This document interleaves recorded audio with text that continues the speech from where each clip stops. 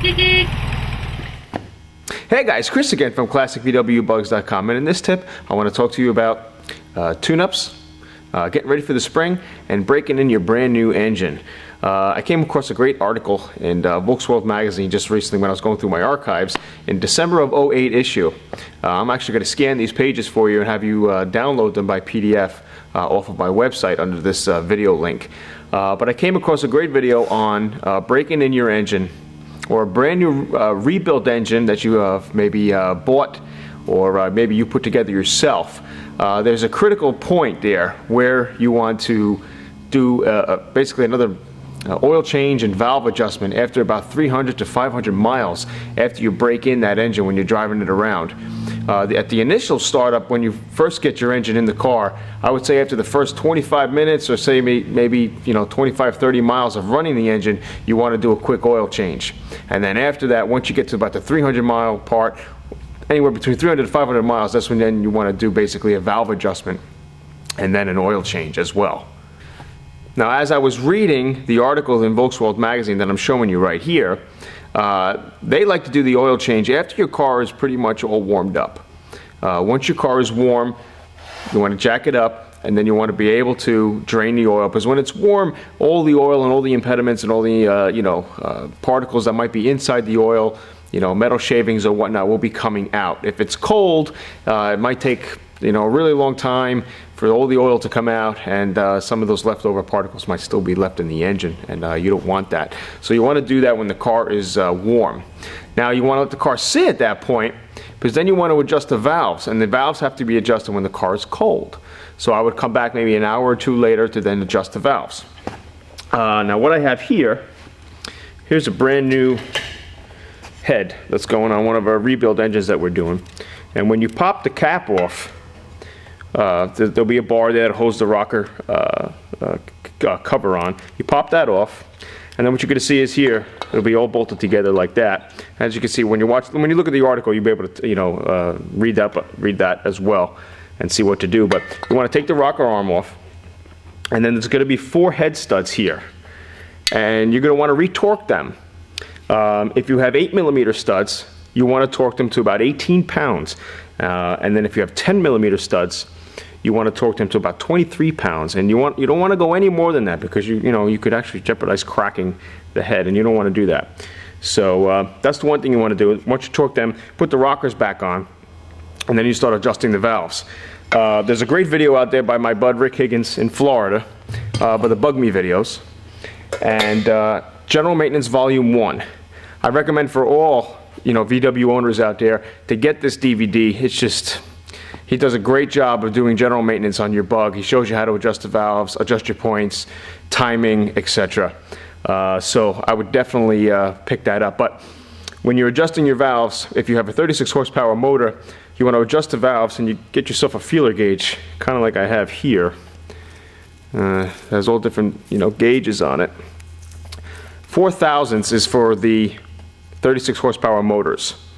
Okay, so you find your 4 thousandths feeler gauge, and you feel for to adjust your your rockers and your valves to get that all cleared up. If you get to the 40 horsepower motors, different manuals say different things. The Haynes manual is saying 8 thousandths for the intake valves and 12 thousandths for the exhaust valves. I've seen Chilton manuals telling you it's 4 thousandths across the board. I have not had a problem going by the Haynes manual, which is 8 thousandths on the intake and 12 thousandths on the exhaust. And then the later motors, basically from 1300 and 1500 and later, it's 6 thousandths to adjust your valves. Okay, so you want to go by that.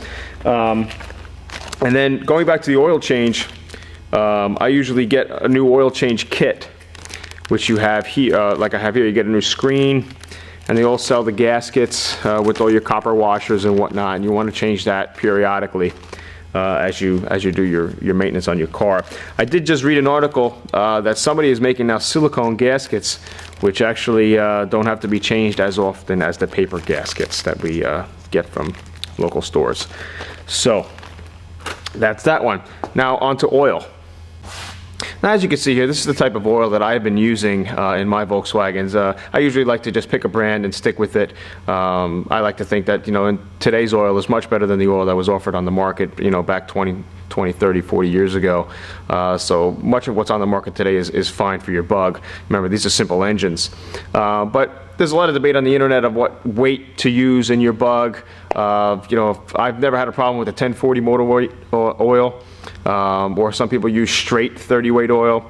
There were some conversations that I was having with a few friends of mine about the high detergent oils that were recommended for air-cooled engines that you'll see in the VolksWorld PDF that you download. They discuss that there is supposedly oil out there on the market today that is just designed for air-cooled engines. As we dug into more information about it today and during this week and my research, that all of the oils on the market today pretty much have high detergent in them and will work fine for your Volkswagen Bug. It really all depends on what region of the country or where you live as far as temperature is concerned of what motor oil to use. Straight 30 weight is fine, and I've been using 1040 weight without a problem here in the Northeast in New York. So like I said, again, there's a lot of discussions with this on the website called thesamba.com if you go to their forums, but from my experiences, I haven't had a problem with 1040 motor oil and or straight 30 weight, and you can use basic oil, like I said, AutoZone, Advanced Auto, Napa Auto Parts has their own type of oil. You don't need anything real fancy. I stay away from synthetic. I just don't think these engines were designed for those oils. Just keep it simple, and that's basically the way this car was made to be driven. Now, tune-up procedures. Basically, after you do your break-in tune-up, for the first 300 to 500 miles when it comes to the valves and the oil. Then every 3,000 miles you can start doing your oil change. And then every 6,000 miles you want to do your valve adjustment. Now, again, I've seen mixed responses out there with people saying, when do you do a general tune-up? Some manuals say every 6,000 miles you do a general tune-up, which is points, cap, rotor, plugs, wires. You check everything, inspect everything from your front end, your looseness, and your bearings, your brakes, and things like that. Some manuals say every 12,000 miles you do general tune-up inspection. Again, it's preference. I haven't had a problem. Like every 3,000 miles I do my oil, every 6,000 miles I do my valve adjustment, and then at that point I will inspect my wires, my cap, my rotor, and things like that.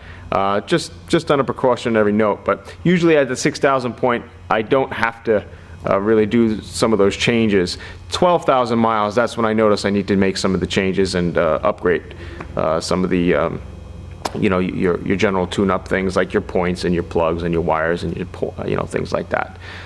Every 12,000 I was noticing I had to do some changes, but other than that, that's the general rule. So it doesn't hurt to just be on the cautious side and check every 6,000 miles or so. Now, many of you are deciding to start to take your car out for this spring.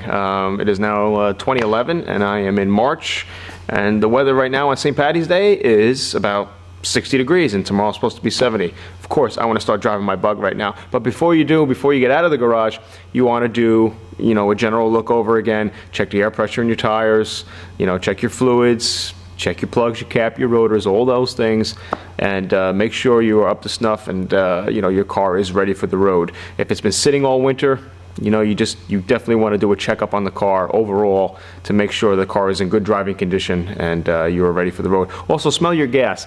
A lot of times gas, if it's been sitting for a while, will start to smell like turpentine, and if it smells like turpentine, I would not use that gas to go through your fuel system. It'll start, gunking up your carburetor or whatnot in your fuel line, and you don't really want that to happen. So I would definitely get fresh gas at that point if your gas really smells. This is why during the winter time I usually run my cars for a good amount of time during the week, even if they're sitting still, just to run them, just to get the fluids going and everything's operating properly. So I know this was a long-winded tip. If you have any questions whatsoever, and don't forget to download the PDF link for the VolksWorld article on breakout tune-up for your brand new engine. But if you have any questions whatsoever, email me at chris@classicvwbugs.com or visit my website, www.classicvwbugs.com. Take care.